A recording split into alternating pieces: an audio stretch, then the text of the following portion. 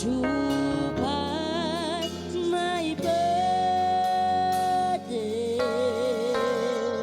Lord, Lord, Lord, just An empty grave is there check the Lord. to Hallelujah. prove my Savior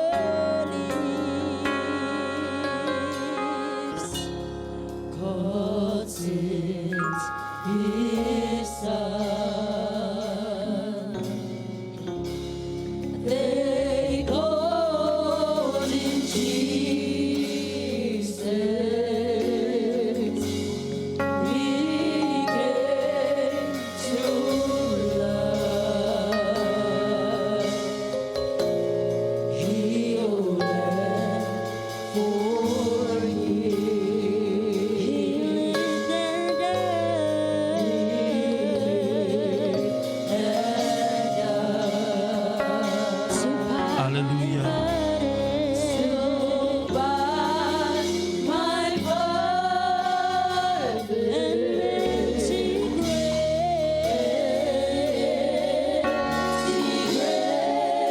is there to prove my Savior because He lives. I can face tomorrow. I can face tomorrow because He lives. Oh, fear is gone. Fear is gone because I know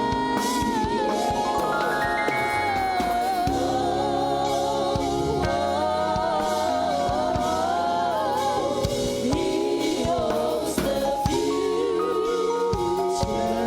Life is worth the living just because. Let's sing it. Because He lives.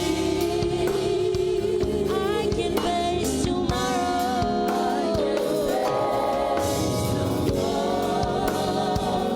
Because He lives. Oh, fear is gone. Fear is gone because I know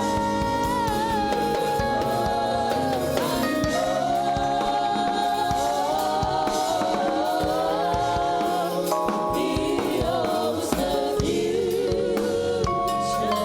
And life is worth living. Life is worth the living just because He lives. And life is worth the living just because He lives. Glory, hallelujah. Praise God. Hallelujah.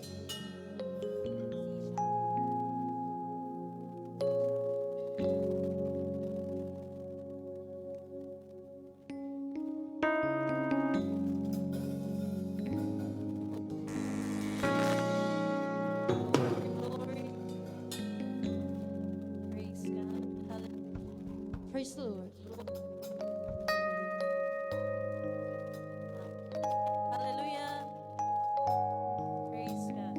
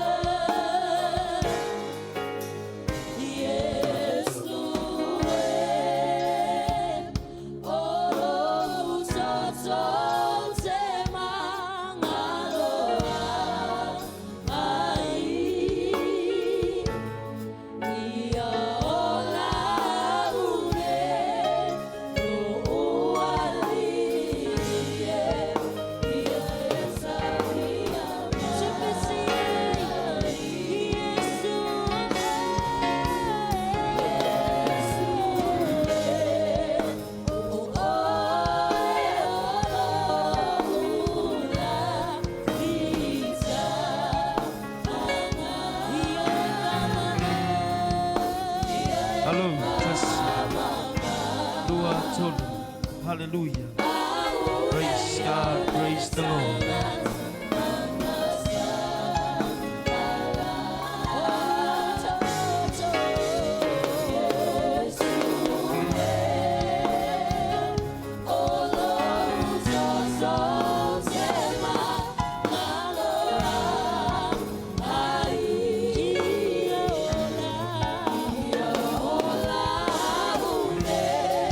Hello, to see. Hallelujah. Thank you, Jesus.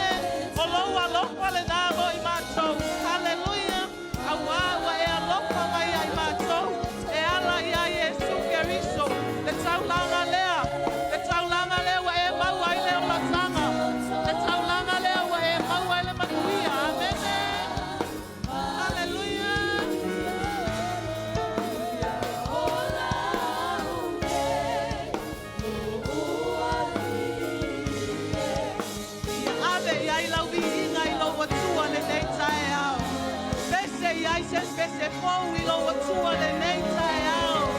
Amene, haleluia. Whawhetai le atua ua e au lia mai le nei mātina o le nei tausanga. Haleluia. Whawhetai lo atua le tongi ola na ia saunia. E ala ia Yesu Keriso. Le taulanga lea ua e manuia ai. Le taulanga lea ua o manuia ai. Le taulanga lea ua e sauloto ma o sauloto ai. Amene. Hallelujah. Hallelujah. Glory, hallelujah.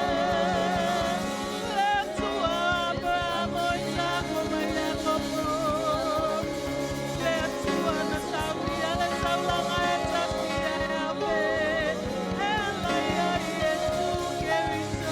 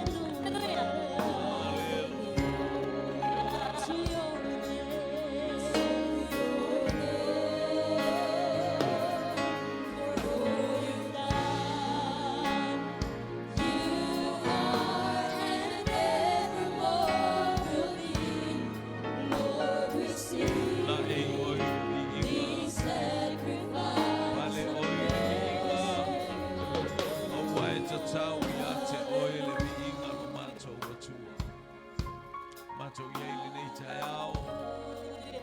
Hallelujah. Ai mai lo ainga. Mātou mafuta fia le nei vaenga o le. Lea mataina o sauringa. O lau malo. Mātou wa au whaftai tere I lau tau singa le nawa yaso. Whaftai fo I lau tau singa I le kalesia mai perosepa e o atu I tiperia. Au whamanu yanga malo wanga le lei sili esi. Mātou tano I lau fio I eilo manuia I eile pa I ala ua fio. Au mafuta lau ainga le nei tai au. Le afo I se mana onga na ngai mai malo ainga whawheiloa I oelo mātou tama. Talo le alu lau tala le leia Samoa alu male afi. Alu male mana waluia ngā luenga fili. Ia e mātou wafea te le ali ie. Sapa Itali maalanga ina lo manu malo fatasi lau whanau. Talo fo ita mai nei vai tau le ie le angai mai o fontanga o whamanu yanga I tonu o le atunu o Samoa. Ia le leila mātou whalongo. Ia le leila mātou whalongo. Hallelujah. Foloina I lea tausanga, malea tausanga, malea tausanga. Hallelujah. O le mātou talo te mawhatonga. Ina ia iei le whaalongo mata mo fia I lungo longo atunu. Konferenisi le mea totisi. Malea matalia o le fontanga, po le talaina le neiaso, o le auso whaalfani, iei le anga le lei o la ua fio, iei le pa I la ua fio. Whaamanuia le mawhatanga tina. Hallelujah. El ngata fo ile worship center. Wala au mala to mawhatanga. Iei le manuia o la ua fio pe lava na mātou wala au tama au mai le whaalongo. Whaau unga I le whaalongo o uta ngata. Hallelujah. El ngata fo ile o le Pentecosto le li ie peteli. Iei le anga le lei o lau fio. Mātou talo fo I mo usu ngā fono anga I mai atunu ese o le lalolangi. Ia mala au whaavanoa au wala mata ngō fie whatanu o e whaamoe moe o uta ngata. Tanu mai lau ele malau whanua o Samoa. Lo lato solio lau ele malau whanua o Samoa. O se whaamanu yanga lele ie ia te I mātou o le anga I mai o nei o mātou uta ngata. Mātou mantua I lele ie hallelujah whaamalosi mo I mātou po fel tafa I le Israelu. Hallelujah suelo na whaamalama matilo tino mai. Tau saminga whaapitoa la tau te hallelujah whaapotopoto whaatasi mai ai. Ina ia baba ai I au lava whaamanu yanga I totonu o le nuu. Male a ai le li ena e tu ina I lo ainga o le nuu e tawhei le sua soso male meni. Whamunuia mai le tai au. Mātou mantua fo I upenga te whailangi o I lato e whaina mātou mafuta. Ia I le anga le lei o lau fio whaatasi mai a oelo mātou tama. I uato mea uma I lovi inga le atua le tama, le atua le alo, le atua le nganga pa ia ona o Yesu. Patevi ia le atua. God is good. All the time. All the time. God is Patalo fasili mo yota fatafa fataitim. I ia le li. Praise God. Hallelujah. Praise God. Le atua.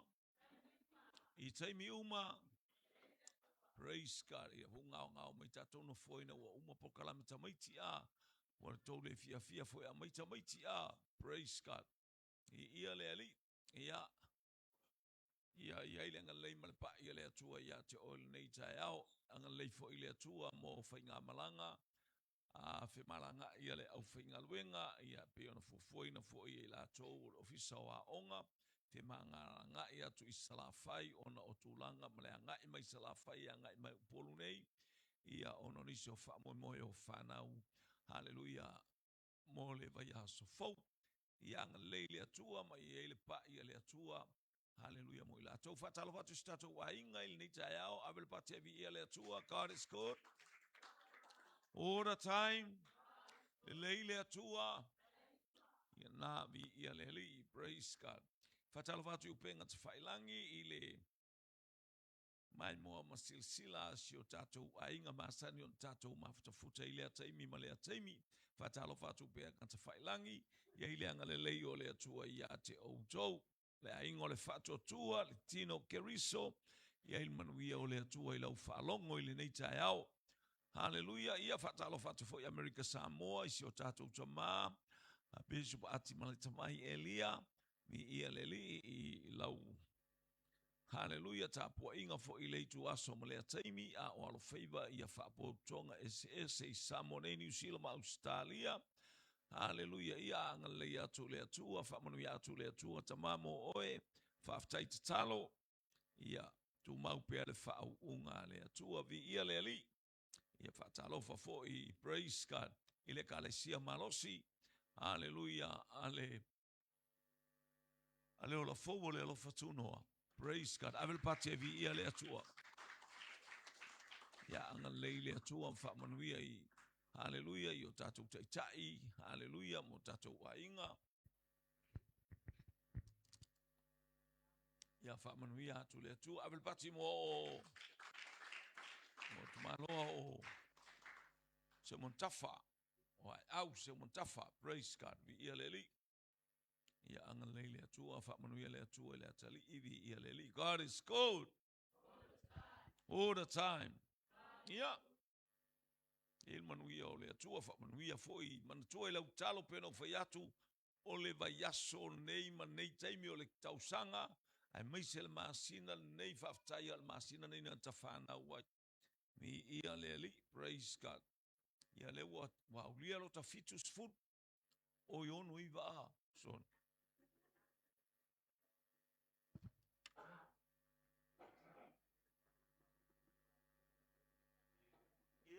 Wa ulia al matai, wa ulia al matai yonus fuluiva mo lo uso alo po tefu. Ia avel pati mo maua. Tai le atua ne tausanga a. Ia wa te loa la tausanga le la sau. Se mea tele le al tatou e kalesia a. Ia praise God. Ia le li. Whaamanatu tatou luas whaalongo mai o mei e te tau fia whaamanatu le luas furu tausanga o le e kalesia. Whaamanatu le fitu se furu tausanga o le whaife au malana wo. Ah, praise God. Ia le atua, praise God. Ia whamanuia le atua, whaftai foi te talo. Hallelujah. Manuia le kalesia. Ia whaftai foi mo polkalame umalawa sa iai mana ia foi polkalame sa fea il tatou e kalesia inisi o ofisa. Ia vi ia le li. Ti ilo la e whatatali bai pia po le hasta. Se tulango iai na polkalame. Foi lau tu sistemi. Praise God. Tatou whaalongolongo le upo le atua te ilo le pasi mainga o.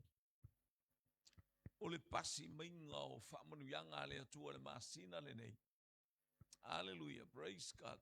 Le tatou vaai o le kalesia metotisi. O le kalesia worship center. We e kalesia le peteli, pentekoso peteli.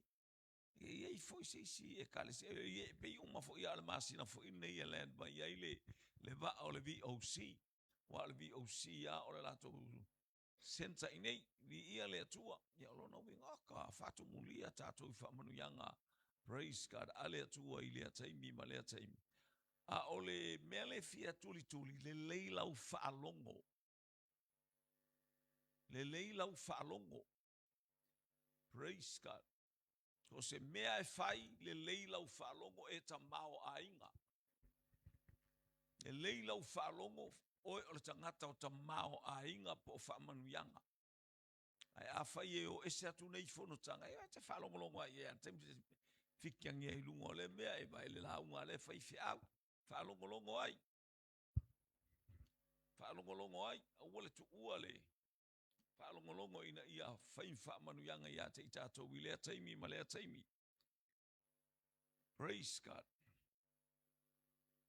Ia tatalo ina ia manuia usunga whono anei e kalesia au mingo le manuia. Ia whalau tele ia tele le manuia i tutonu le atunu o kele anganga leanga. Kele anganga leanga whasalave. Praise God. Ia yel manuia o le atua so ala tu si teu tu fa no tato tu si teu tu nome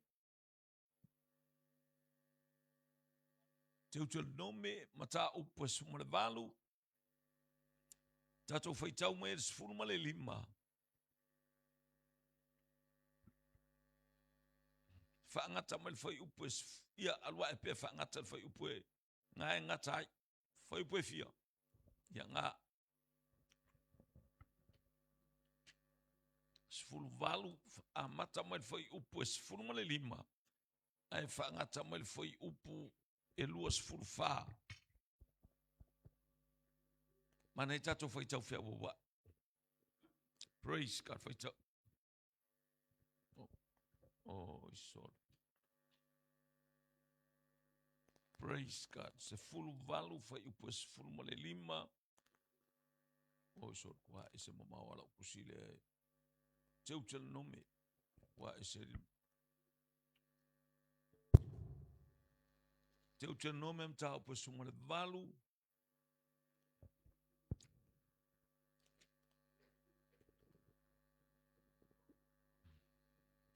Fai upu se fulu male 5, whaangata male fai upu lea lua se fulu male lua.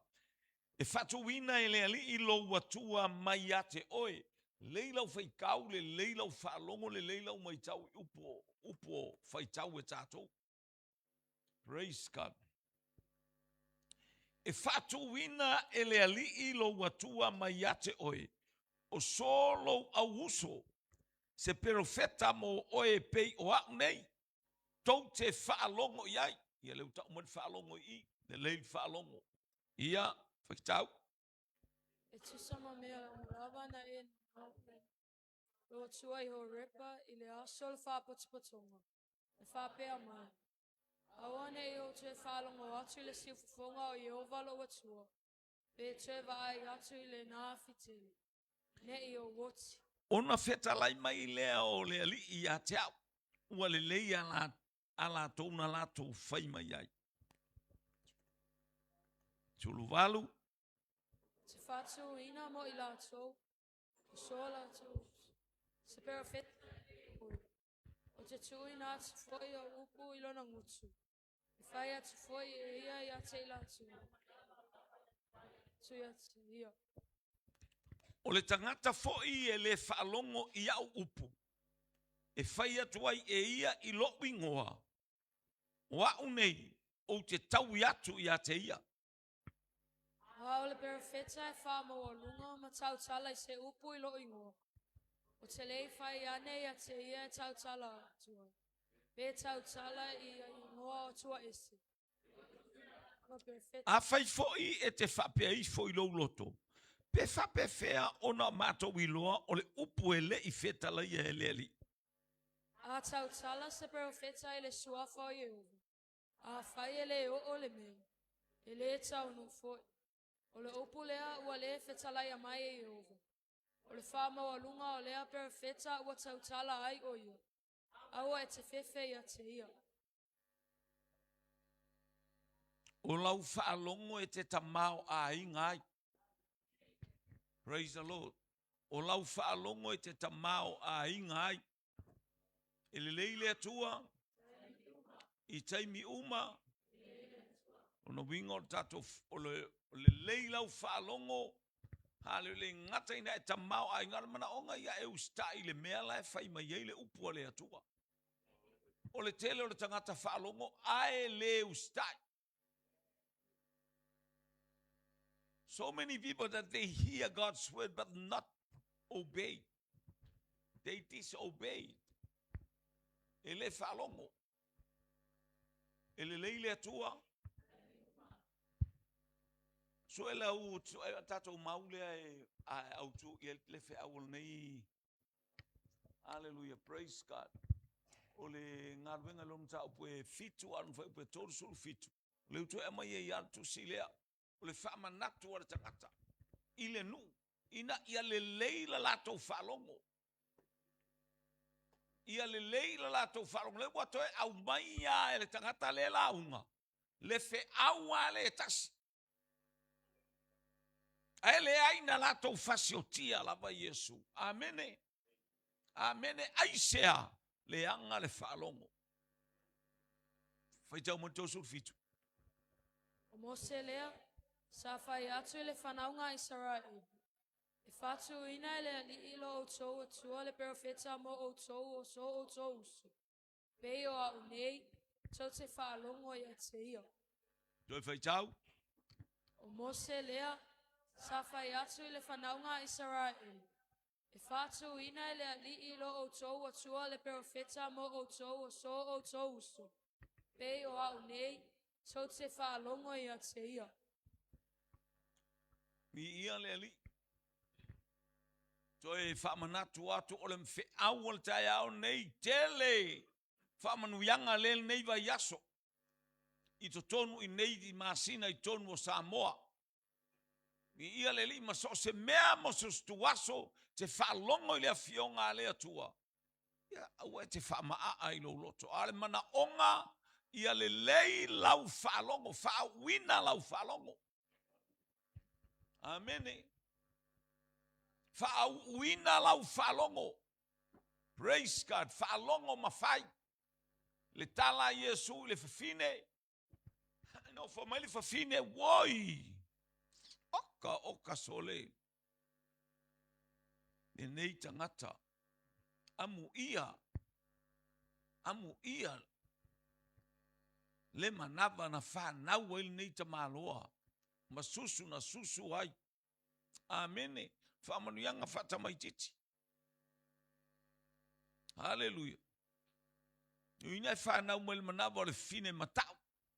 O kala le o le winga I o tala le fine. Hallelujah. O susu o le fine, o susu au le lei mana naia. Hallelujah. Praise God. E tupu ai le ola whale anganga. Tupu ai le ola tino le o ma. Whama Yesu ai sili oi. Pea e whaalongo mawhai. E mana mia le whaalongo mawhai. Ia le ali. O le launga se te whano le ile. O le launga ti akono. Ti akono. Ia le ali. Ta pena e launga ma launga I lo fale launga. Ile io o te mia te launga I launga pe il fale e awal palau vale. Awal fa mawalunga na o launga se launga. Fale tonu la te whaile. Launga I lau whanau e whatonu. Pe a whaitele io o mai e te tu I steimi. Hallelujah. Praise God. Mana ia fo I o lo no fa e whailau. Pe o mea niva I e whaia. Mala au waenga Yesu e suela ko puspa ia whaila tō whaamalos. Ale mana ia fo el whaamalos I maolai. Wa ale mea tonu ana e tau tato uyai. Mana ia. O tau mau atua ri tato. Pray aune e whapea ia te au. Sua pisi ia. Hallelujah. Ele pisi le atua ia te oe. Ia na whamanuyanga ia te oe. Praise ele pisi le atua. Amene. Au e maua loa le aba noe te launga. I launga loa. Praise God. A maua loa le teimi u whamanuia atu. Auange e koe alu ese. Ai tutu I loa le. Ia le ali. Praise God. Mena ta olo whaalongo mai whai. Ia le ali. Awane e ui mai sa ora whai. Whape. Le maua fo I alo teimi e tenu whanu. E pālau oi wala wai roa whai Facebook. Hallelujah. Whai lau launga tato page la le. Hallelujah. O te whatai ten fo le klopo wai nei te wai. Praise God. Ai alu vi ia le ali. Ia vi ia le atua. Praise God. Ua alu le launga se te whano. Oka se launga.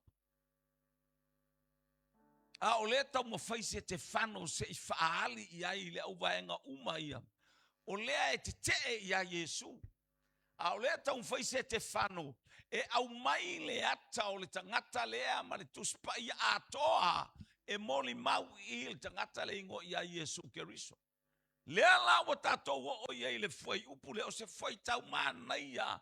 I le whaalongo longo e ta tauna le lei le whaalongo a. Ale awali ia. Whai mai o te awina mai a te o tau soto uso. Spero feta. Amene. Amene. E pei o oe. E pei o au nei. Pei o mose. Leo fetalai mai le lina te au mai aso o tau se pei o au nei. E tau te whaalongo longo i lana upu. O mea uma e fetalai mai ai, matala noa mai ai. Ion mena e tau na whai. Aia. Ua ta taula nei loa e. Ua ta tauna i loa e utaia a. Ua ta tauna i loa e toi ina po le fitu, po le fale fitu se fulu tangata i o Santorini. E ta tauna lato i loa. Hallelujah. Ua ta tauna i ite. Aia, ele mawhailanga la i le ita a. Praise God. Te ilo ele tupule ami o tonu mai le ita o tangata. Hello? Ele tupule ami o tonu mai le ita o tangata. E fai mai el tala Iakopo. Fata alise la u falongo. Te ilo te mine u tato vai mea pa o vale. Leo ese. Hallelujah. Nga pa mai, nga pa mai, nga pa mai, nga ma mai o. Na pa fea, o fea lo a inga, o fea le mele te whainga luenga. Sau, aya. O le mana onga leo, o le tuspe falongo e fata alise. Hale wing o fata alise o lau falongo. Falongo e whamanuia e lea nganga pa ia lau falongo. Whauina lau falongo. Pa mai leo Iakopo. Fata alise lau falongo. Whaangese na e tautala. Whaangese na eita. Ese. Awa ele tupu le ami o tonu mai le atua i le eita o tangata. O lona winga a fata alise lau falongo. Ke le falongo a ise meka o seika. Ke le falongo a ise meka o seika e tautala foi. Wa e tautala i le leo whamanuyanga. I le leo mali e teu wa i lea mea, ma lea mea. Le lei lau falongo. E falongo tu i lau ngā pā malitina, ngā pā tuma oi. Hai. Sole. Hello? O le ale mea la tupu ia mātou ne whaitai tōrua. Ngā pā malitina, ngā pā malitama. Hallelujah. Peno whatu ese leo ngā pā. Hello? Ioi. Praise God. A whailanga pā mai i osua ko e peko ai. E mole wila, e umae, i awai lo maka. Awai lo maka. Aia, halu wale stangata ile ato a whaipeia. Aia, mana ia whata alise lau whaalongo. Awe lau pati evi i ele atua. Pati. Esel mana i ole meo le whata alise o le whaalongo. O lau whaalongo e ta mau a ingai oe. O lau whaalongo e whaasala inai oe. Praise God. Whaasala ina wabea. Lea. Awae le tupu le ita. Hallelujah. E le tupu le ami o tonu i le ita o le tangata. O le utato i lo iei le ita. E iei me tutupu i le ita. Amene. A ole mana onga le a o ina control la wita. Ele anganga pa ia. Ia le li. Se mea matautia o se mea silsili ese ma le matangofie. E vi i ai le atua. Avel pati. E whalongolongo a oe, tele le au tangata oe. E lei se whatalise, ta ofi mai le upule mana, ia le upule wau mai. Whatalise le whalongo. O le lea i o se whatalise o le whalongo. Hallelujah, le au osi taulanga sili, ma le au whai taulanga sili. Le au sātu kaio, ma le au wharasaio. O lato le lato te leilo inga le upule, ale utoe whamanatu wae. Mai le mati akono ke fakol mamao le mesa wala uma. O kakala mai el tamalo oi uro i kaltai le tupunga mai ayo o apero amo. Tala mai e na tamalo lon tamaya tara. Sau ina tara sa vali mai ya sau pelo na mata i karana. Oso mai lo ma apero amo a ngai mai. Ayo o mai i. Praise God. Hallelujah. Esele mana yo te falongo. Sulima. E fatu wina ele ilo watua mayate oe. O solo awuso. Amene. O le tala noa ya Israel watoe. Ile toe faita wina falua tu la fono teuta nome. Lewa faita witangata nei. Hallelujah. Lewa tapena enter inga le promised land. Haleluya. Fatuina ile lo watua ya te solo auso. Se perfecta vai ele ngata ole uso ale uta mai foi lona tulanga o ia ole perfecta. Haleluya. Mo oe pei o au nei. E uta noma ya Mose. Praise God. Tou te whaalongo iai. Praise God. E tusa ma mea umalava. Na e manao iai le ali i lo watua i horepa i le aso. O le whaapot patonga na whapema iai. Aua nei o toi whaalongo atu i le siufonga o le ali i. Lo watua pe toi wa ayatu i le naafi tele. Nei o wati. Alu Mose a. Aya nga i mai le au. Tala noa mai ei ma le atua. Tala noa i le nu. Leo wato e fai ei Mose winga i mea uma i ele i wa ai ele au lai tia tele tangata ele titilo i mea tuku i o. A leo to e fai manatu e Mose i ai. Le mea na feta lai mai ai le atua. Haleluya i lunga le maunga o repa po le maunga ai. Sinai. Maunga o repa po le maunga Sinai. Aluma o lautus pa ia tala ia Abrahamo, Isaako, Jakopo. Haleluya, maletama o Josefa. Ia tatou uma, tamaiti a o oe a o malau whanau. Haleluya, leo tatou polkalame fai o isale imoa, tali mafisili. Hello? Ele ngata ele a o na lau whanau, a o fo ima oe. Praise God. Whaalongolongo, tamaiti a e. Ai share ina sos ele fa peti alo fa tau a tortus pa ia ai fa pe yo a onga fa o ina tale papa o Mose ina ia ilo e tamaiti o na tale o ina tanga po Mose na ia mawani fesili ilo e tamaiti. Hallelujah, praise God. O ita mana o si ai taulanga ia Isaako ai ilo e tamaiti o ile uso Isaako ia nga o ia o Isamaeli. Amen. Amen. Ele leile atua. Ele tatou pokalame na ia ngai mai sale imoa. Ia vi ia le atua, praise God. Ia nana ta o pena. Ia tu wai faini fisili, fai fisili a before fi au o, abel fi au o. E fai la to fisili, mai le fisili tai lima peta is full wal fai fi au. Ai le oso mal fai o fisilia. Au ke sene ai punga aku male punga aku ia tangata o tatou, praise God. Bi ia leli.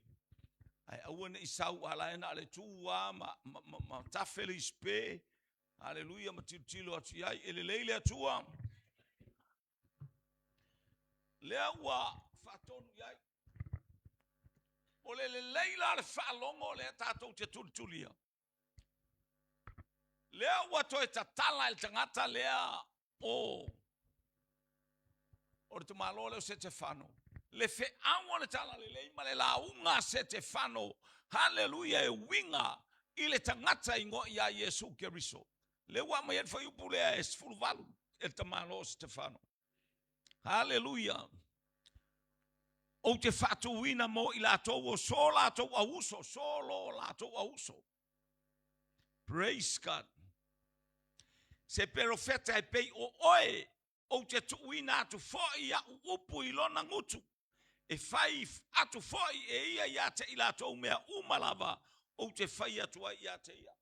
Lea watatala atu e. E moi wa oti Yesu. Wala tau fasata roina Yesu.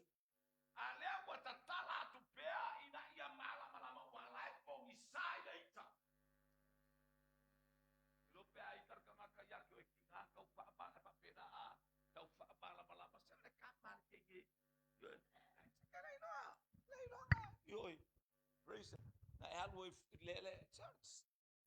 Ortene na alawa elokuloku a ka ofile gofo. Peke alo ka ofile makai. Yo ala fa ko ala kamar ke o ke ngor ko wainga. O ke ngele e uso e kauma e picolea. E oso mal picolea, fa lava mal picolea cafe mai ai. Le cafe ko pe fo yo. Maria ma Josefa. Amen. E oso atu Josefa i e oso atu Josefa le ngafao o te malo Solomona. Ai oso martintiti o Maria le ngafao na tano. e se nā tano le profeta, a o nā tano o le isi atali i leo o tāvita. Amene. O le isi atali o tāvita ia patsepa. Praise God. Lea e ka milo ko ia kami ko ia le ngafa le ngā. Aruaku, feso ka i le ia ruta. Kalanga le ia luka. Le ngafa nga ia luka. E kami e kwa le ngafa ia. Maua le ngafa le ia. E oso atu la tamo Yosefa. E bai. Ele o su ele se falou. Ele aí se su e aí le o le tu fa penga tatu ele su ele ka ko se e tão tatu su haleluya tu spaia baba ai le tangata po fe o so mai ai vai le tangata po fe awa o me ale atua e fa manui ai mo o mo tatu ole mana onga le ole fe awole e uina wa maliu Yesu fa tau uina ele atua le fe au na sawa Yesu ile lalolangi. A leo mo tu lai mai le auso. Haleluya le taimi o le Pentecosto o ti a kono o a. Haleluya ele ngata fo ile ole au apostolo. Sole a watili ina le anga e ana le anga le loto lista ngata ia te oe. Ona ke le ilo se me ale wa ka kala mai. Wa moeva vale le kuspa ia. Isi se moeva vale le kuspa ia. E se le mana i o le kalesia ai mo ala tala no ai ai o ia mala le mamo o ia e fasanga ai o matai maunga lo wanga ngai fa pe ka so le ato e o le finga o vai ya lu fo na tanga ta o ka fe pe a fai ai mo la ka fanga ai fa pe mai ai ala na le fa pena ala fa pena fa feta mai tete le fa pena le la fa lo mo avel pati e vi ia le atua. Ia le foi te fa longo nei ai o lo afo ino atu le fale sinta mai me ai oso mai bali oso le e uma o kakia mai le sidalo vai la le wa kokorgu ku ioi al fa longo la to ia ele le atua I taimi uma praise God mana ia le tala I tamalo le o saulo. O tamalo na e se mana I o lan falo. O atu ia Samuelu, Saulo. Alu e fatali mai kilikala.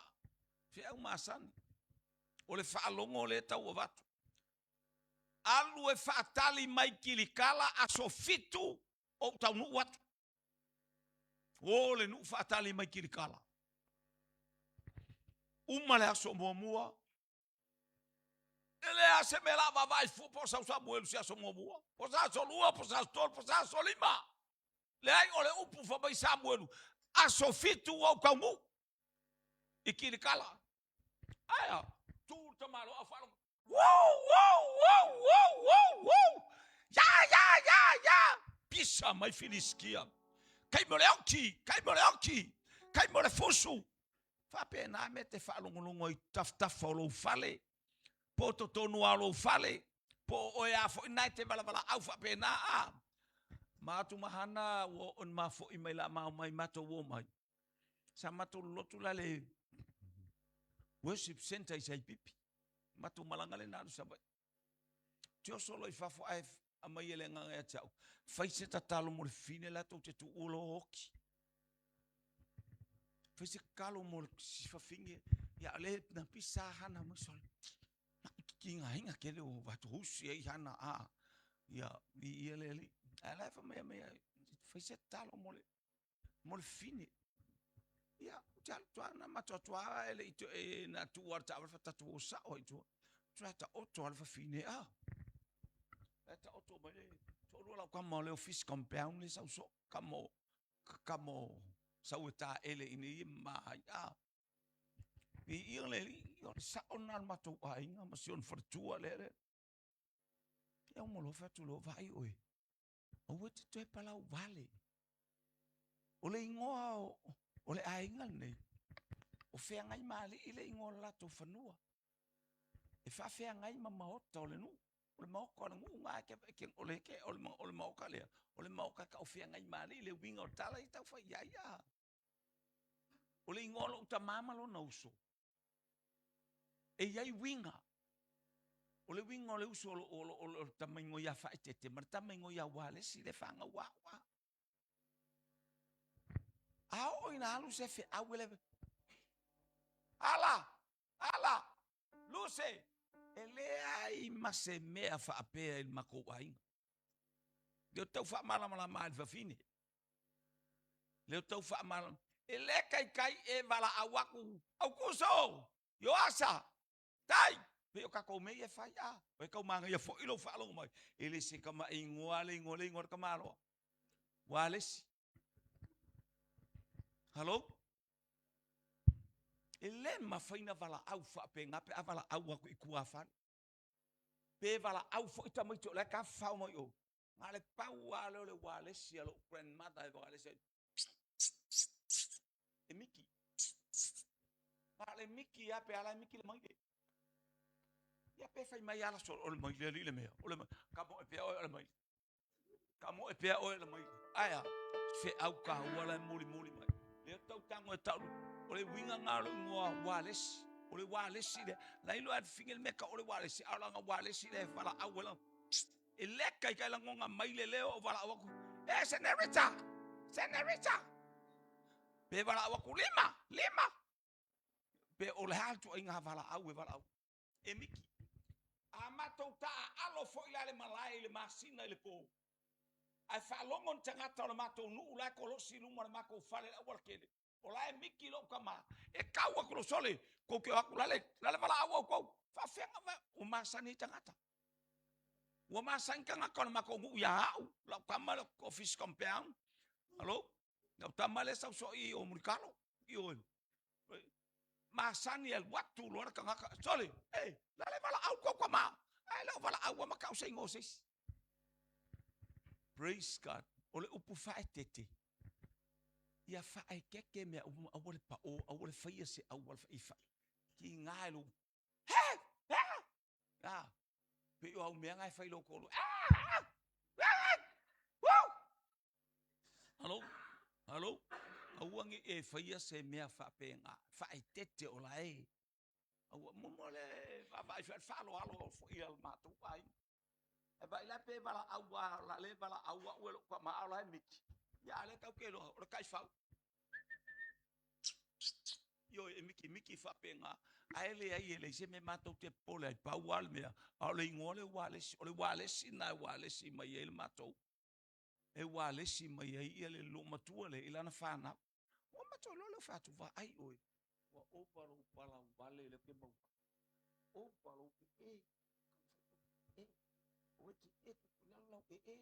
kau fefe ia saole ai ia oi allo yo fa pe nice tanga to fefe yo la to tai tolu ai fefe la ele leila vai nga ke le fasinga ele leila la tamo office compound ele fasia e allo wa ia ma ile ai ele kai fasia office compound allo ele fasia office compound non tolu e allo wa ia mai le la wa mai ia fa tai le tua o manuia ya o fia fa lo mole sel ma ngai yo fa lo mo o fia fa lo mole upu fa so ani atu haleluya va ai mel nei tina ya hana e kangi hana praise God ya emali o telefa to fa sa mo ma hana le fa tata wa sa ni sa fu lo hana to tangi io va tu hana si ona uso io mai tal wai nei io mai to mel ya saulo hana ya praise God ya tala noa e o isawai manuia mea uma vi ia le atua praise God ai pe o tu tau mafai o ina ia e falongo pe o le fa fine al tele o tato solo le falongo ia o le falongo ia o kele o kangaka le falongo hallelujah le tau te ba ai fa pe nana le falongo fo ita miti ate o to ia te itato vi ia le li praise o le mana onga falongo lale tale wala talata mai filiskia wa akili ai ngalaka mai filiskia ile le leu sky le falongo saulo tau fi mal fa wala tua le falongo saulo le wa akili ngalaka wow Wow, ko ya la sala ulu. Wow, yo, wa fefe sa. La atulo masaulo ta pena le taulang. E aso fitu wa mumur taulanga. E vala au mai a Samuelu ilunga maki e. Dale.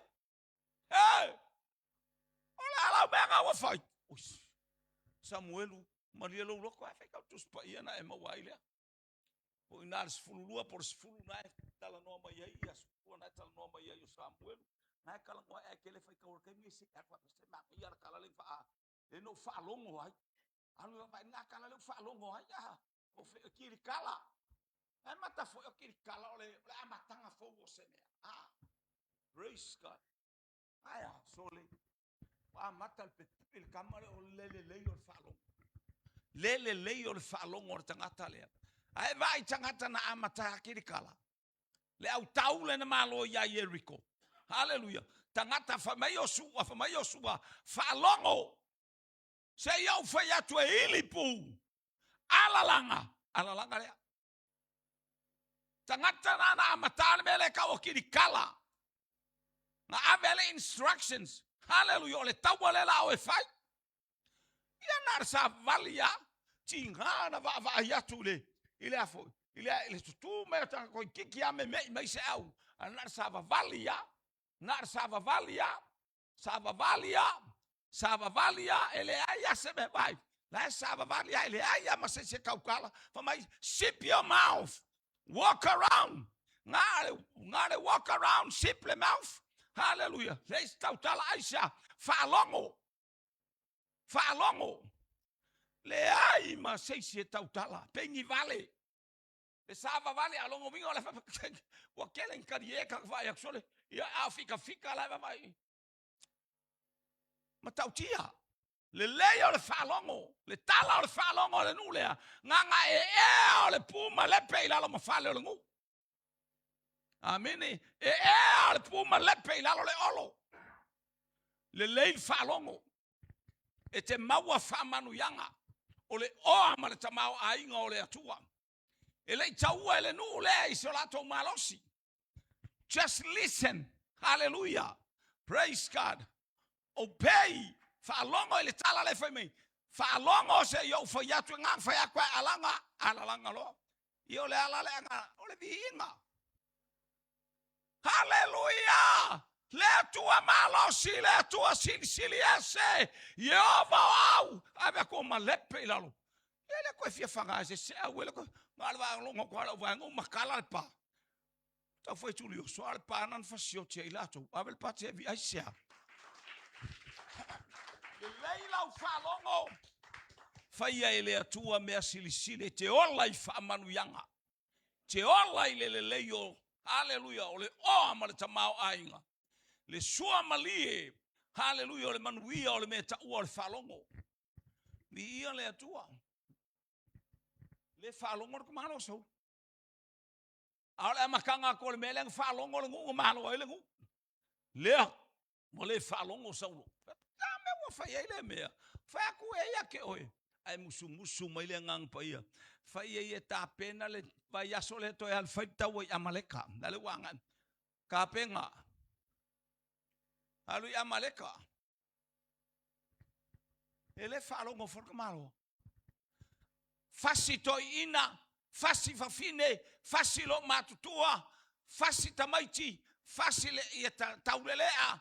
Tamaiti la iti pepe fasioti o la vai manu o ame uma ave ese le ngo Amaleka malawele o la ta o le meta o le nganga fasa la vei tele ma nganga fasa la vei le tafta to mana o mia ave ese aya ia pe ya tala no so ma ya ma tala no la o finga luenga yo asama e fa longo atu wa fo I mele tau man malo tau ale fa longo mamawa kwasa ke lo le ska e falongo le leia kwa ya o mela fai po fele me ke kami e falongo le leia kwa lo volanga la I mai ala ka ko le au na le tua amene e lo le leia po house kaili po le ale ke pepe ke sawe e fa folinga sawo folinga e lo le leia kwa lo fa folinga mai amene e le leile tua Se kilo mai la so kilo ko ya ko. Oi okay o ko. Praise God. Okay o ko uma. Paul meleto e fa yatu yate oi praise God. La I mai me fa so. Ola me I mai. Ai sau o le ustai, o le falongo. Sau o le ata o le tangata le falongo. E masengo fa ko il team le. Amen. O a unga wola mai le vi inga o le ato ke fia le vi inga le ko ke va ai ka bi uma o ke ori oli le vinga o fa yaku le me ku. Amen. A fa yaku le me ele fika pole alfa la ngor kele fa mau fa ide kaka o so ka pe la ka le arena fo yar ka ko fa ide. Amen. Praise God. La mana ya al temilele we wale wa ka fa lo wa fa lo e mana o artangata e faile me langa ke iloa. Fa mole fa mai fa longo e sili le taulanga o kaulanga me ko ke faia. Ai fa mai e sili la fa longo. Sili la fa longo. Sili le fa longo fa le o sili le fa longo le taulanga. Iale. Praise God. Yo le se wali e o ha ka fao. Ke o mai ka karka ko faidi. O isa wa enga o ai le o mal funka kalo. Allo? Ia le wala no fa atu o mai uma I. Ia langa o kai uma le o mal funka kalo. Vi ia le ali. Ia vi ia le tua. Pe fa mai sa ka kalo le fa le aso le ka ke o mai ka kalo ngi ke ka kalo ai lo fa le sa la ke lo ke kalo lo fa le ala ke le uska. Amen. Ala ke le fa longo. Praise God. Au fa ili vi ia le tua. Ia praise God. Pe pese I vi ingal polas ko ngai a war fon kakalo ka mai ki la o mai ka mai ki I fa longo ia le fo wa makanga va ya ku ngao fo nga fia o al kem fa o ka mai o me fai ia le fo la o lo pe lu fo va ya so la fai me sale mo o ka le ku mu fo ko fanga não fa ke le fai ai ke le fa longo le pule fa ya ku fa fia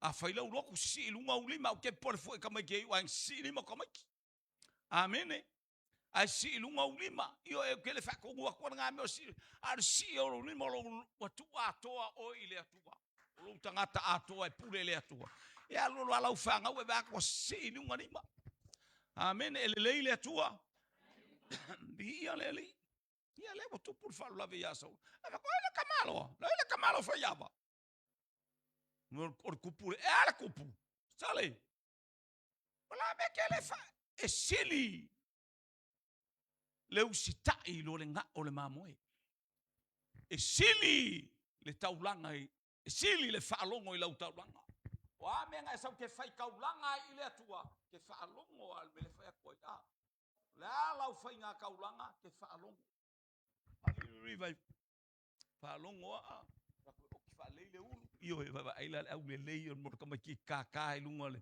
io me le ke le yelo san le e fa ya tu lo ka I fiang ya so fa ko ka ba ko io ia ai alua o tilo na ulu ia vi ia le ali praise God ia ave la pate vi ia le atua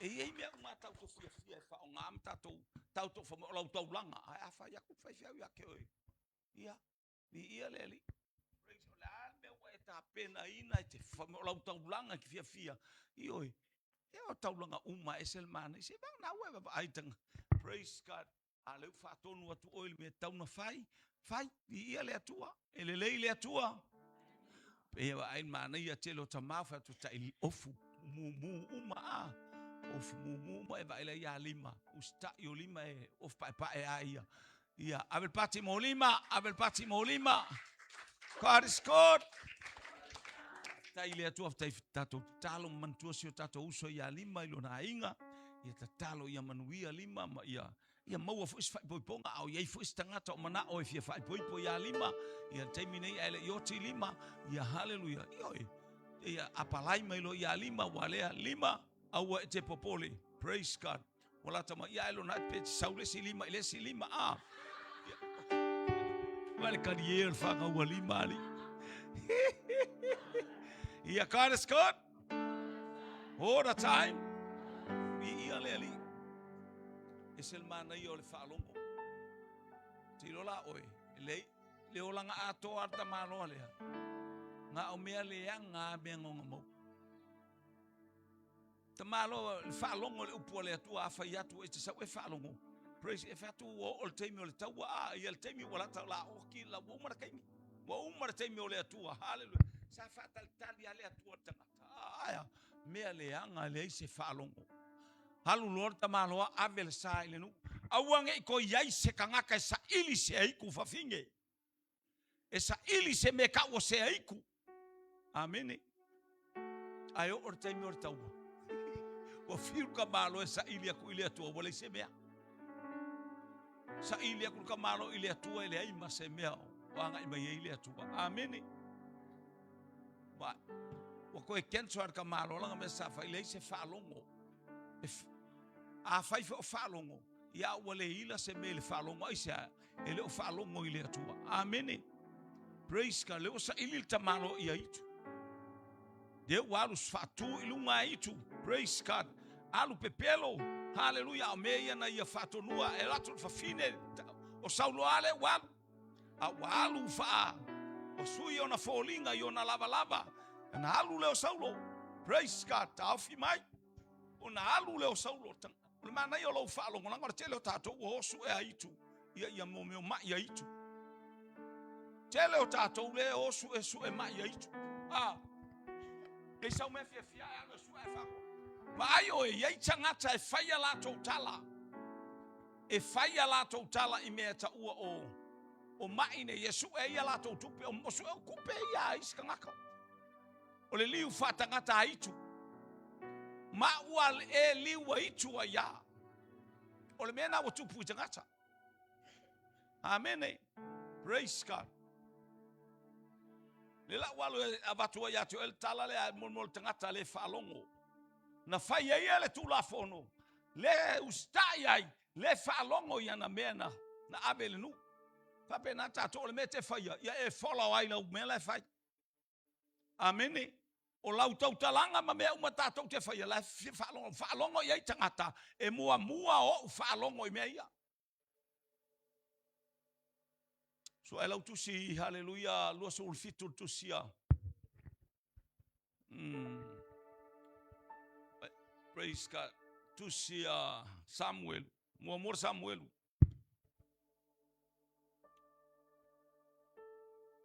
Oia. Lua sul fitur fai tamul fai poe ono. Fai poe ono ia.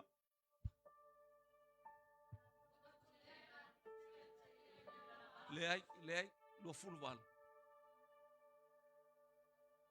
Fa mole. Mua, mata o pelo fulval, fai poe, não sei fai tão mai. Siriat foi Saulo ya Yehova. Awale tali mai Yehova ya teia e semiti. Ole urima. Você perfeita. Fai tão mai fitu. Na fai mai leo Saulo ia na auna. Nasa ili ia se fafine ua ia se itu vavalo. O se alu atu ia teia. Ma ofesili atu ia teia. O fai atu ana auna ia teia. Fa uta o le fafine ua ia ile itu vavalo o loo ia ne toro. Ia. O le itu vavalo ngā leua mai aki o ia e whaalongo i le upua le atua. Aua e ke koe su e mai ni ai. Amene. Amene. Pamole showa fini su e mai le faila unga e iba fai upe lima. Maleono. Se e falonga le mela ye tangata uaoti. Ia sau. Awa oe uaola. La tau I loa le uti la tau. Le falong mai oe uaola pe kako. So we believe. Pero time o tabita o le a walu I le ala o le lalo langi uma. Wai loa foia kako. Ka mera e wa koi kangaka. Kau ke follow koi. Mela ela koi koa. Hallelujah. E muli koi fiu. E wa koi uma kako. Amene. Ia sau oe. A oe uoti. La tau tele I loa semea. A oe ua oti la tau te lei loa semea. Sau oe? Wale foi se te stongi a te latu. Wale koe kokongia. Sawa. Wa fa ngalo ina I latu. Ua wha ngalo ina I lato. Koe saula mar whau pue omo. Lola to vita.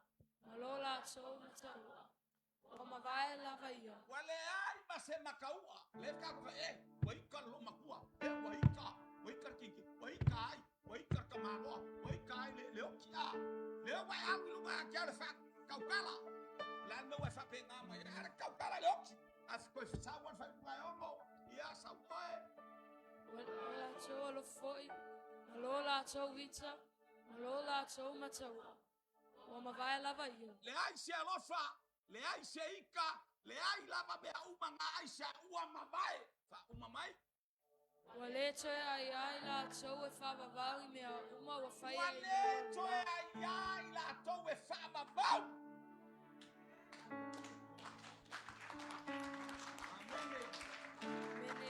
Amene. Ele ama o kako fa lomo I kala se. Mai e fai ka akar kula fomo. Leo mama koe fa manga kua mai. Haleluya le tala le tula fono su mel la tusia e soto. Hello, praise God.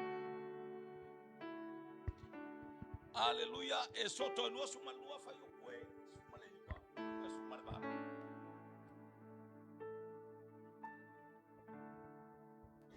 Awalava ne yola se taula itu fafine. Vai, kele o kaula iko fafinge. Tina, eu sou mai a o kaula iko. A o to ole kale sia le atua. Amene. Awalama ne yoti se taula, awalama ne yola se taula itu fafine. Praise God. Hallelujah. Le uva kwa yake ole le ya lau falongo. E kele falongo le e mai sa wo le mai ole. Kaukala mai langole anganga ke kali kongu le anganga e kaukala mai langala ke alu possess le anganga e kaukala mai fia satani we sikia satani ai town Yesu abela upati mo Yesu elele ile tua itaimi uma elele ile tua. Praise God. Hallelujah. Levitico eluas fai upue ono. Fai upue fitu. Levitico eluas fai upue fitu. O meior kula fongo ale atua. Aile yo ya Saulo. Ia fai tau mai. Olea ia fapa ia inai o to. Ia pa ia lava o to. Fai upue ono fa mole a. Le tangata fo e lili wane ye o yai a itu vavalo. Ma e taula itu. E mulmuli atu yai e muli lua. O te vavae se ina fo i o ie nunu. O te vavae e se ina le tangata fai mo fili. Kei no o ele ke alu le iku vaviang. Oi o le fili o le atua. Ai faftai le mawalo wavanoa. Mawalo wavanoa ya. E ala ya Yesu ke sungai ke ola. Fo ile ali. Nai te ola. Ngai mawalo wa. Afe wa alu ka inga. Wa alu ka la ngaka e alu e fa longlongo. E makaukia la fa longlongo e mingi e ka fiu fo fa longlongo yai. Hello? Muka va ai e mo me wa iku. La ngo wola mai. O kilo ia ilo kua finga le ava kwa le iku ava ku savai. Ioi, o sea, ole anganga le anga. Ole anganga le anga. Hello? Praise God. Na li fole ole anganga le anga. Ile ka mo fai et mai ma i ngai o makua fa i nga lo makua nga kwa kala mai. O lo ko inga nga o le sa kala fa ka kala ka experience le ka ka le ikule le saule skemi ia nga ka kala mai ai ka kala mai ai ka kala mai o le ikula nga o le iku o le nga le anga etapua ile nga le anga e fo ile nga le anga na alu ile lotu aele o alu ya Yesu o la alu male nga le anga Ave pate vi ia le atua. Amene.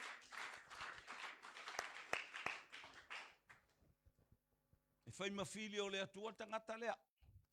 Mai le viti komata upa suru iwa fai ua tolu tasi.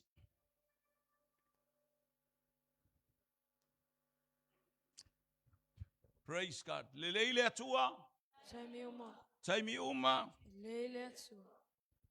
Praise God. Ia, sawe. Aua to te whasanga atu ia i lātou o iaia i te wawalo. Aua fo i te sa ili taura i tu e leanga ai auto. O au o Yehova lo o tō atua. Koe fai kau. Aua to te whasanga atu ia i lātou o iaia i te wawalo. Aua fo i te sa ili taura i tu e leanga ai auto. O au o Yehova lo o tō atua. Aua ke fala kalaka e mai alu kau kau. Le fafinge la nga mawai lea. Le fafinge la le kamalo la le. La ngai le nga fafinge. Mo ai kamalo loa. Ai se ua vale le ai. Ua fia fai kupe. Ni foi les kamalo I kua ya mako sa po. Mo kula la fe alu wai solo. Ioi. Ai. Lai alu e su ele mai. Ai su ele mai. Ai o aiku. O le aiku. Amene. Kami aku. O isavai o I fea. Yo ala kama kiki le kangaka su e mai fa mo kuspa ia e ar kuspa ia. Hello ele ai masembe o mea uma ke kaukala I le nganga leanga ma e pose singa le nganga leanga le o saulo e makaukia kangaka le manga ia o le yo lau falongo. Praise God. O lole mako ainga. Amene. O mako ainga o halu kanka su ele fai pele su ele aiku. Amene. Su ele aiku. Fa akongu uma maya ele aiku me fai. A wanga le fo ele aiku kanga o. Amene. Ioi fa peala maya lo fa finge ia o iave fa longo le fa kongu akwe. Ele aiku le me kargo mai o ia ve le kamakua o ia ve le kamalonga lua o ia ve le kamaki o ia ve ia allo wanga o me si o fa kongu mai ele aiku le me ave kamaki. Amene. Ele fa kongu e se aiku ele fa kongu e se nganga le anga le ainga makako o le ola. Le antatou fai tau aluma avele maure ke fai kaore tangata ua oti wale ko yai se alofa wale ko yai se me se aonga wale ko yai se famo moe ai se a wauma nga kalo kai mile kunga mau. Amen. Praise God. Yo mai ole Sua ngama. Awa ka umai le ku ave ka mai ki ko lo yai. Ave ka mai ki le yai. Ave ka mai ki le yai. Ku ok mar ka maor kenge fa ku fa le wo sky. A ole kenge le ka ko le ka la ngwa. Hallelujah. O mea uma la ngor ka ula ai ku le I. Ole fa mai ka la fa finge le. Ole fa finge e o langa mea lo fa nga mai yake ai. Ai alu ele ka yon kalia se mea lo fa se. Fa pe ngale poko le mole nganga le anga. Fa pe ngale poto satan yala ese. Ke alu ai le ma ver karsol fa finge langa ke le manga umia se bea. Ai va ko el me kalia. Ai va ko el se la kala kalia. Ai va ko el lua se la pole va ko el ye konga kalia. Ai o le pepelo. Wala fo nga lo le wala kwa fie mo wala mai. O ye ave ako ye lo malos. Ele leile atua. Mana ia lo falongo. Langa le ko ke ngofo mai. Le ka ko ke ngofo mai. Ai ai le aso o mai ele mele ia ke o fa ka kalar ku ngama. Ke alu ka kalar ku ngama. Praise God. Ni ia le ali. Ole alu la le la uma.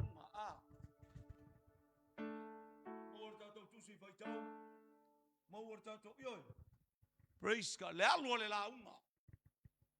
Le alu le fa malosi. Aya. kofi mai ele aiku. Mai ngal fa ko ese ole. Ioi. Wa lau mai ele aiku le ama le a. Ioi. Lea. Leo fa ilo ia te oe fa manatu ia te oe. Nge ia lako ke wa halu. So ai ese me wa ele mali ai. Ai ese me wa ioi. Te wa latu to a mali ia lo loto. Ioi. Praise. Ni ia le ali. Ke ilo tangata uma. Kangaka uma. Ole fa na wa le. Wa mawalo oi uma ia a se upo ole fa pe ke alu. E ke alu fa dol mafo anga nan fa mai em tu spaia. A ko wa le mule la ko wa ia. Ole ngu e kapua ia iku. Ka ofi mai. Le mafo anga ole fa tonu mai e mose. Fa tonu mai ele atu ole nu. Ole nu le la to wo ia ole nu e tafe ai le sua susu ma le meli. Ayala na kafe le sua susu le ma le meli. Onga oe. Ona o laula ngona o le upu a le atua. Ma e muli tai, ma e whalongo le siu fofonga o le atua. Le nong tal no atu e le siaso. O le nu le la to wo iai. Aua nei whaola ina se mea.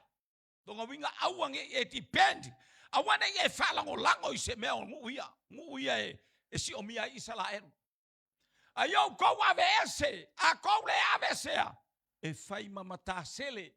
Ole mea ole makaselo, ole mea ole o fa ole ua a. Ole mai ale e sisi ele ua. E fai mamata sele ya te uto e sisi e kaka ko ua. E fai mama tui o to au tafa. Hallelujah o lo liwa ko apu. Liwa ko iku, liwa ko ifkua ya pu alwa ko luma tululu alo. E ke ma kwa fa kabilo milo. Ole tala tu spaia. Pe o mai la sole e te sola mai le leona. Mawa ele urosa. E te pipia tu ila ufale. Ai utia oe ngata. Demonic spirits around you. Ave lau pati ile atua. O le whaalongo ile upua le atua. Ua tau mai ele atua. Ato wa ile nulea. Oka le meo le kaula iku. Kele kangaka ngofo. Mafasioki ala kou whangau. E whai kaulanga ia kua. O moloka, o meleka, ia o le lalo langi o paala o aika ngaka, e ngofo mafasioki o lako wakua, ai kapua ia, amini, amini, au towo, whau ka hukang kowo, o le manaya la, o le mele momia, ia whalongo i le upua le atua, amini, amini, praise God. O e te whalongo fo i tala le istangata le safo mo le iku le o le kangaka le su e maso le sao mea ti Apollo langa o anganga le anga ai ke le alu le ola e whavavau e le whai le langi mo oe ai sea e te le whalongo amini amini praise God ia le lau whalongo le falongo ile nganga leanga ku falo le ko fai mai ele nganga leanga ku fangalo fanga ai le ai se mela apule ai se nganga leanga le fanga ele ai se mela apule ai se nganga leanga hello praise God ya ke oe ya ke au mai ka ko ku lau fanga we kausielo ko kausiel ko ainga amen ora ka mai Avakwe fai o fel me fiado ka mai ki ave me fiado ai han ka fao han weva ai woni ko fia mai ele nganga ave ko fia le fia ave ya hai amen ave la upate vi ele atua ele atua le la falo ngol pe ala kulo saulo ia la fa va ver ka ko prokalam vi ele atua la kulo saulo fa ko akar se furu sol o ti pa per se furu lu o mai wa manga ia le ele falo a calor fulua fai meu cas fulua ai fia aia ya we ka fa fasi enga pe ko alu ka vale ko me se me aia lau fanga se fa uma pe cas fulua ka ko vi ia le to ke le ska ko lo la fiafi ia baba ai la ia baba ai ko baba ai lau falongo ka falongo la me ko ngala o faso le se lo kwa fiafi ai se aso va ai mo me le sa o ele fai ngale paki ka ia fa mole o e nar tangata na ele ai ma se fa mo ngole ola o ia oe me ai se alu iluma o le kalesia ke lo le kalesia ngia ka ko le kalesia fa manuyanga ngo mai les fa le Lea se singa ngaka ngomong ngir kako ekalesia. Halo? O mai sole. Ola manga o mai e fai kako mongi kako moli. Poi ainga o fia fai sera ko fare kioaka. Fa ko sole. Fai fare kioaka umala le ekalesia kako. Sa ungi mai la fai ko fare kioaka. Halo? Ya mana ia. Ia e te whai atu fo e alu tā la i atu a e fiu tangata e whaatali tali. Aleng whai marikus pai o le kangaka e whai le kala e le kaungu. O le auangi e whaalongo i le ngā kangaka. E leos whai fia au leo langa. I leo aku i kaka e whai nko whale. Ngā le pau me a maua maingi mōli. O mai loa kangaka sole. O kou vai lai whamangu yang. Ke ia waku ku mai kangaka. Halo? Halo? Kuku mai kangaka ia. Tatalo po a fea au mai ai.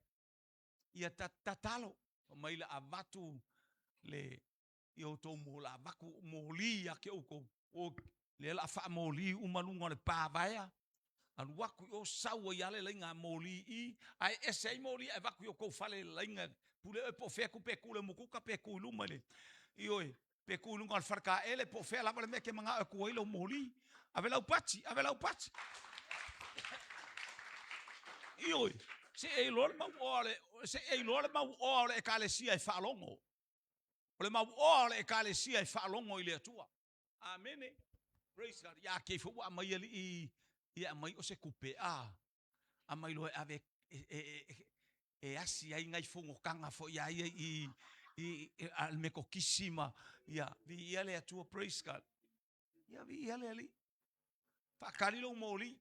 Fakari lo mo alu e vava ai po felbe ku wai lo sola light le la alu e fakali bi ia le ali po felme la ku wai vava ai se me e ku ia va ole le ku fa pe anga pela mo le mo farsa ia anga pe ol mo le ku mo le poula le ia sanga me o faia io vava ka pare fa ole kale si ku mai poula e fa sanga le si poria nga ele si perfume le mo le lunga ile ai le ma se a nga mo le ya ka ya manga ya fo e la ko ia lo wakali le sio nga fai mea ila vi ia le atua ai va ai la ia saulo ma le falong wa fa ku el falu ka malo fa ia fo mai te malo o ai fo mai fa finga ai te manga fa ku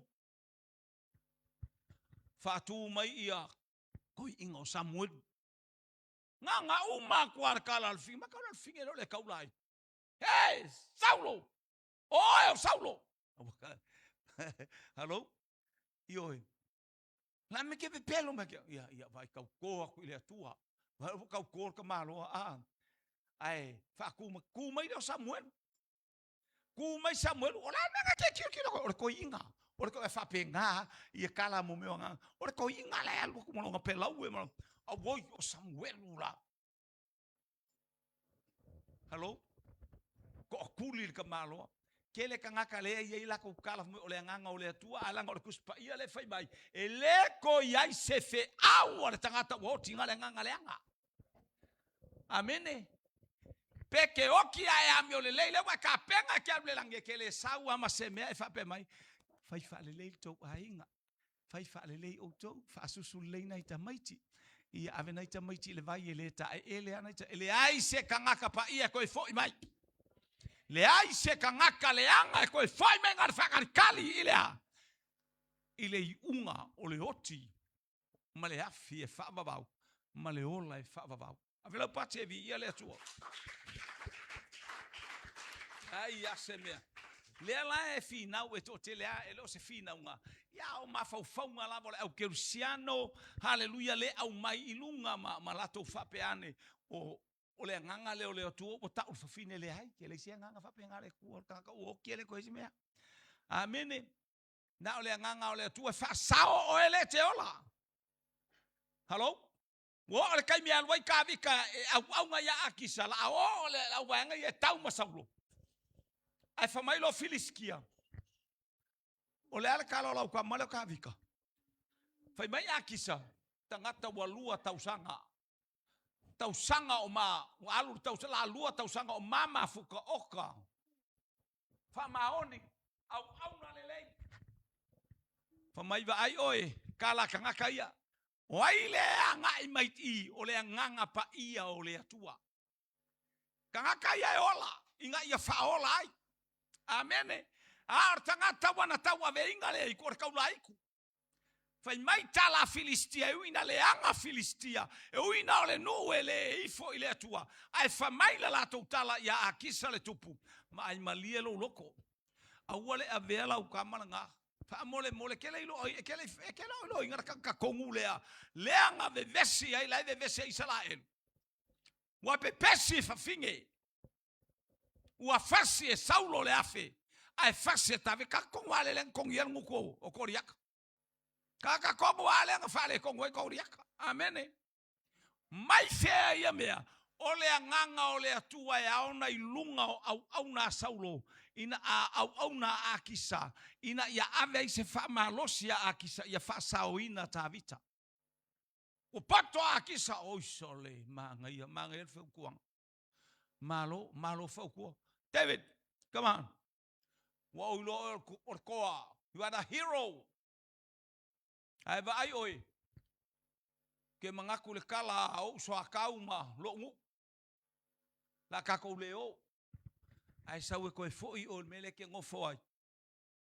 Ai la mako wo fafkai au onga. Fafkai kamalelei. Fafkai lo au onga ya ke a umale fa maongi. Mai fea mea ia. O le atua na te fasaoina oe. O le atua na te alofangia oe. Sila fia e le atua la nau auna. E fa maoni. E alu atavita taua. E au maakisa. Langa le nau auna na hanga le leile tangata yate ia. E alu atavita. Praise God. A o le atua wana tau fia ile ala. E ala I tanoanga akisa mana au auna. Hello? Au le alu tavita fa mole mole. O tato ulu. Ele lei ai ia kamanoa le o kavika malonga. Malonga matai o Saulo. O le o ulu uma o kakou male au kaua kakou. E ko eli liu mai kavika. Ia kakou. Hallelujah. A o le atua. Nga ia whakupua mangaku le lei. Mama natu whapeu whasoa ila uwaenga ia. Ua whalongo ia ia akisa le lei whalongo kupua. Mai oi whaukua kurko inga whaukua kusesi ake oe. Hallelujah lo pule. Ya whapengan whaukua ma ya ngar kakal akele whalongo. Whalongo.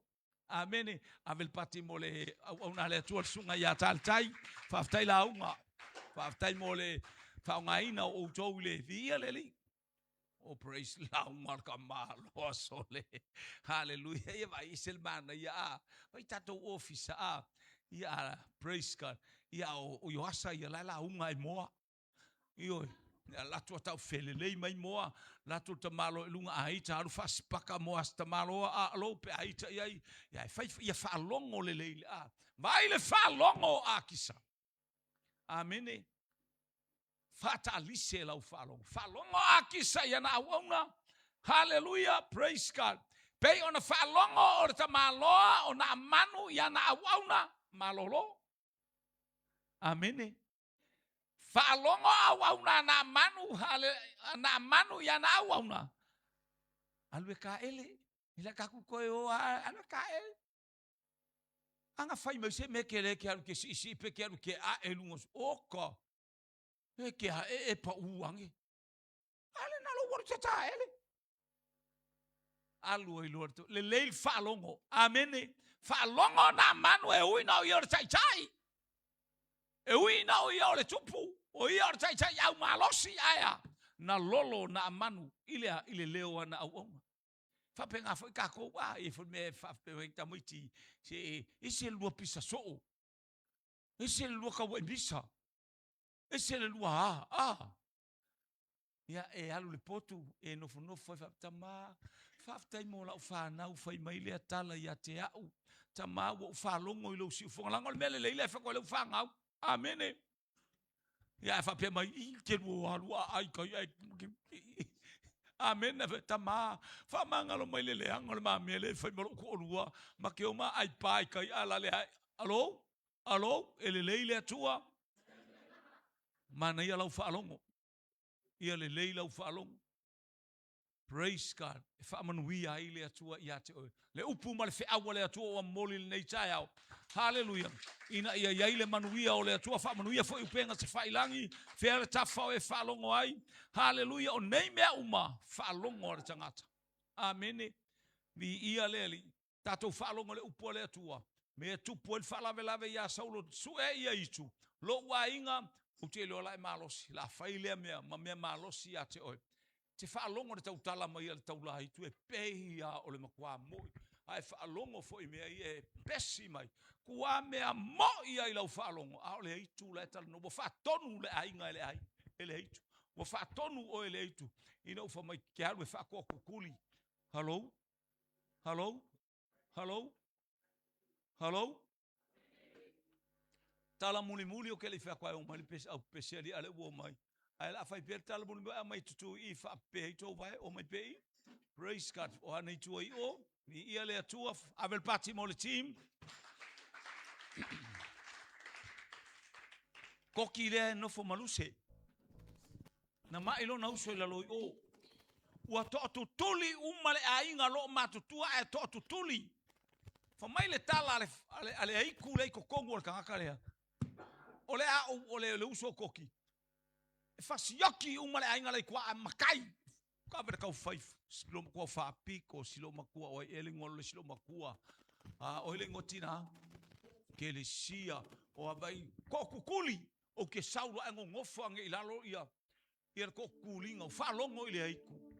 Wa fa kokukuli ile aiku. Ole alwe fasioki. Ia ko inga lai kwa. Fa pena. E fa pena le malosio nganga le o kali kongu ngai lo makua. Fa tu ia mai la ilunga le mai. Ia se ma o inga tai. Ai malolo o to. Ui. Wa mo fa ka ngaka fo ia ie. Wala inga lo ku pope. Fa ka ngaka fo ia ie sa kaulo o fa. O se waka e umale mai. Ai le ia se Yesu o so mai ko kongu inga sa e fa malolo le alo. Hello? Awe te ifo se fa tu so se me o le langi lunga. Ni ia le tu le leila fa longo le upu le atua. Manuia oi, manuia lo wainga, manuia lo tolu so se me tanga ia e fa manuia pe ale leila fa longo. Hallelujah. Ni ia le atua. Tama fa taila upu. Fa manuia lo wainga le nei taiao. Le leila mato fa longo. Ele tupu le ami otonu mai ate oi hitol tangata. Ai fatalisi le matou falo mo ina ia matou langona la upu ia matou langona lo feta lai mai vi ia lo suafa o lo Yesu. Amen. Amen. Everybody vi ia le to tato tu lai mai sa uni la fortato la fonga la fola utolanga fia ile tua faila utolanga. Praise God. Vi ia ile. Woo!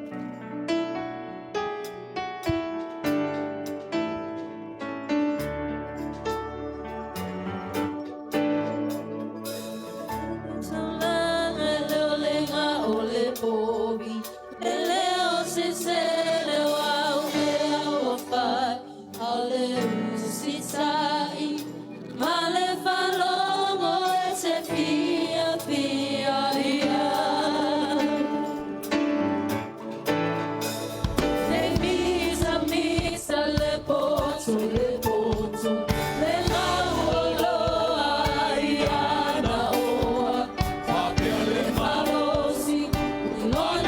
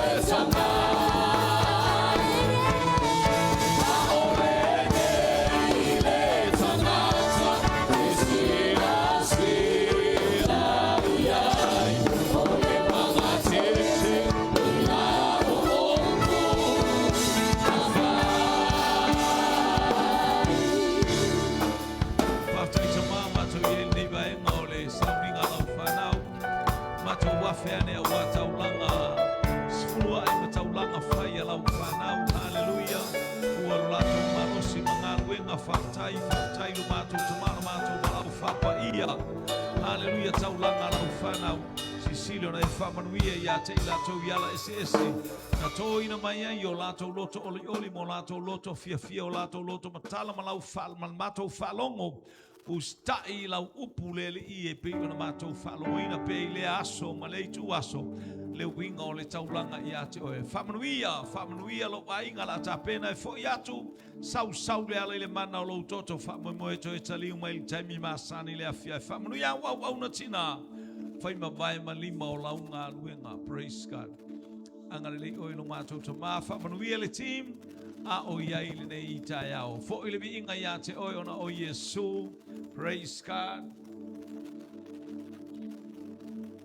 Praise God. Hallelujah. Tamal tato pese. Praise God.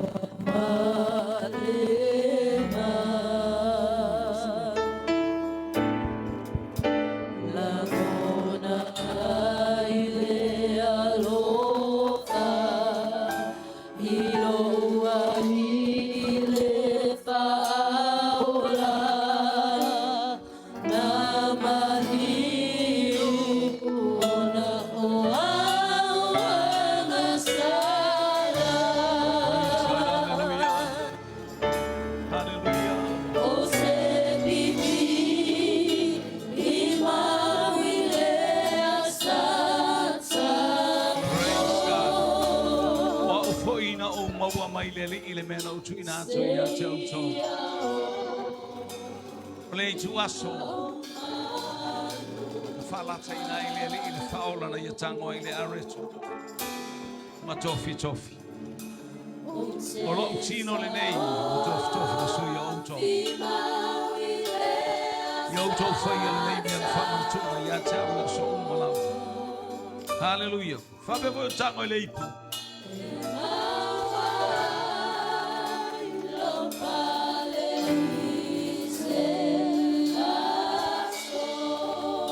play por le fianga inga fowi lo toto. Hallelujah. So uma tauti ai ma feinu ai tauti fai lo atu ai I le lalolangi le maliu to tu o lo to wali I malo o to fao. Hallelujah. Praise it. Tama famunuia le areto ye lo wanga le tafe ane tafe le areto no mato wa ai fale nganga I le nei afia I le nei tayao whamanuia mai lau tino le toto le atau le nganga pa ia na e whetalai te le to inu lava il sua le nei vine se ia e inu mia le waina fau le malo o laua fio fatasi mai mato talia ma le fia le pai mai o le nganga pa ia te au le tua le nei tai au. Hallelujah. O lau ai malo winu whamalo sia I lau whalongo Famalo sia I lau whalongo I le tino ma le toto lo tato wale I tato te la ngona fatasi ai whamanu yanga ele le whetalai mai. Hallelujah. Praise God. A whai te matua whalongo I le si ufufonga I ova lo watua e manuia mea uma te whai e whasili ina o I ova le atua. Hallelujah. I mea uma te alu I o mea uma te whai. Hallelujah. O le whawina ma le tupu mai I tonu ia te I tātou o le tino leo keriso tātou wa ai ma whainu e leita au whamanuia I le atua lau whalongo ma lau whalongo e le na oea o au foi ina ia tupu lau whalongo whalenganga ma ia I loa atu manuia o le atua. Hallelujah. Ma mea whainga tae alo ese ai fotua I le manuia o le li ona o Yesu tāmali tātou pese Iona e saule talia le tino ma le toto Yesu talia e foki atu lau nofuanga ta penai lau vi inga ta penai lau whaftai ona le tino ma le toto le Whaftai tama. Praise God. Hallelujah.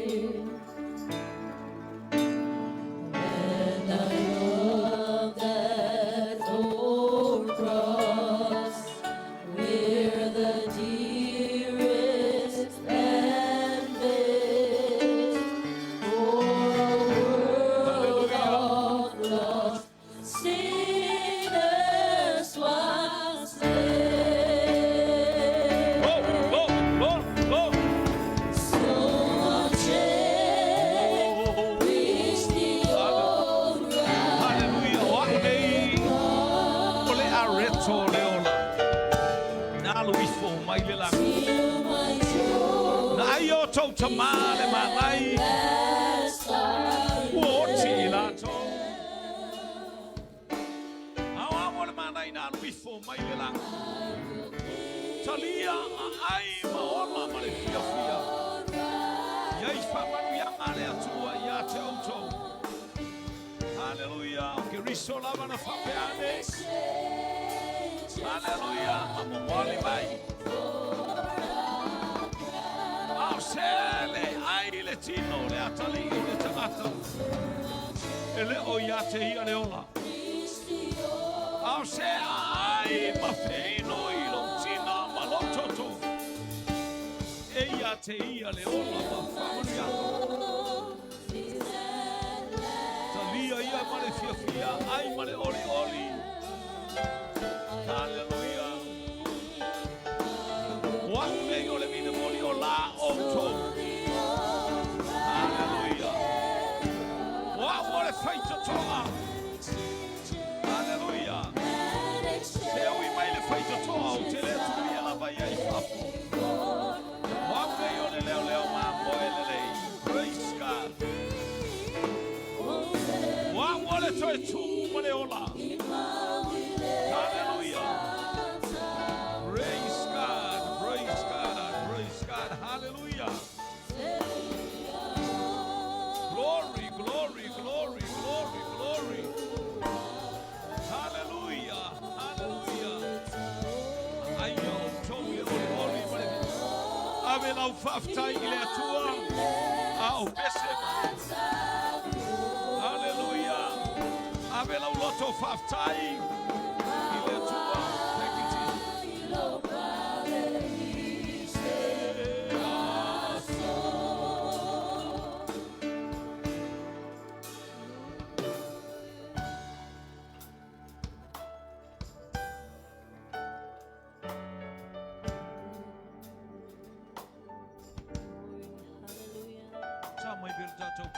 Te pipi mau ile sa tauro sa unile abela ubi inga ma abela ufamu ile tu hallelujah o te pipi mau ile sa tauro seria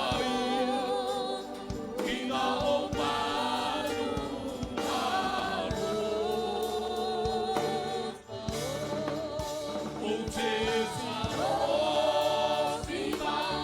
yeah.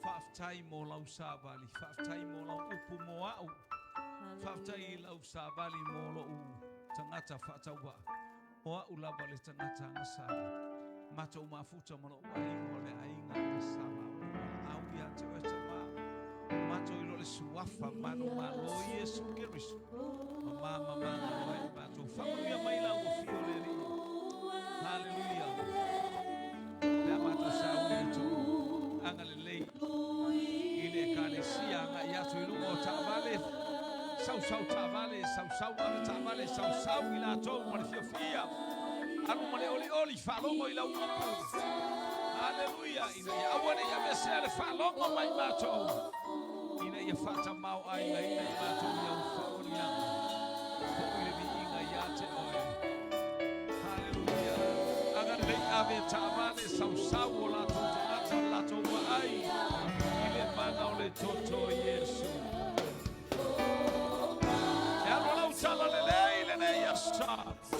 Alu male afi. Alu male manao no Yesu.